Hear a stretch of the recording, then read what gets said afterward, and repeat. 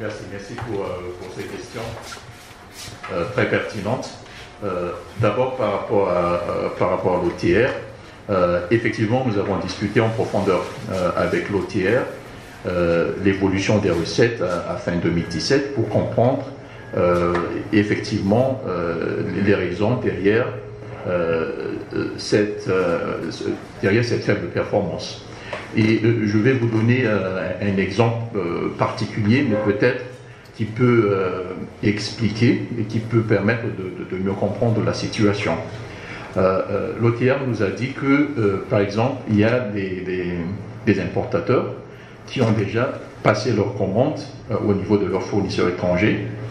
Les marchandises sont déjà arrivées au niveau du port, mais les importateurs n'osent pas dédouaner ces marchandises par crainte des troubles, des manifestations qui se produisent dans les grandes villes du pays.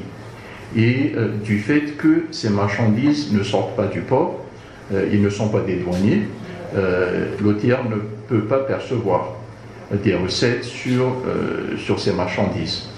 Et nous sommes inquiets, le Fonds monétaire international, que si cette situation continue, cela risque de pénaliser énormément les recettes du gouvernement et l'économie dans son ensemble.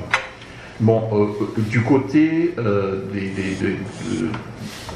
de cette situation, de cette incertitude sociopolitique, nous, le Fonds monétaire international, nous ne sommes pas des experts en la matière, mais ce que nous avons discuté avec l'OTR, c'est plutôt de voir des mesures qui sont dans le domaine du Fonds monétaire international par rapport à comment améliorer le niveau de recettes.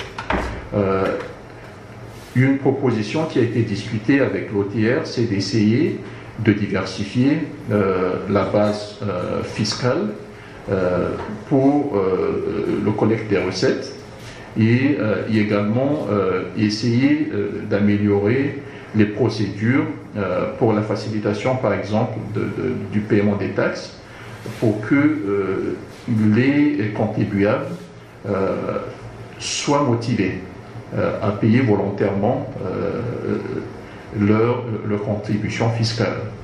Et nous avons également discuté avec l'OTR, par exemple, les numérisations des déclarations douanières, c'est-à-dire au lieu d'utiliser des documents en papier, il serait peut-être plus facile, aussi bien pour les contribuables que pour l'OTR, de numériser toutes ces déclarations pour permettre de faciliter le processus et d'augmenter de par là le niveau des recettes fiscales. Donc nous avons discuté plusieurs autres mesures plutôt techniques par rapport à ces recettes fiscales et nous pensons que nous allons essayer de pouvoir redresser la situation au moins au niveau technique. Et pour votre information, le Fonds monétaire international donne également des programmes d'assistance technique à l'OTR pour améliorer le système de recouvrement aussi bien des taxes que des recettes douanières. Et c'est dans ce cadre que nous essayons de trouver toutes les mesures techniques pour aider l'OTR à intensifier leur effort de recouvrement et à essayer d'augmenter les recettes. Par rapport à votre deuxième question sur les dépenses et sur les salaires et sur peut-être ce qu'on peut dire peut-être les demandes dans différents secteurs du pays, nous sommes bien au courant de ces demandes, nous sommes bien informés par rapport à ces demandes dans les différents secteurs. Et dans le programme que nous avons discuté avec le gouvernement, le programme ne prévoit pas de diminution au niveau de ces lignes de dépenses que vous avez mentionnées tout à l'heure. Ce qui est très important, et nous félicitons le gouvernement dans ce sens, c'est que ces derniers mois, le gouvernement a lancé une analyse très approfondie pour améliorer l'efficacité des dépenses publiques.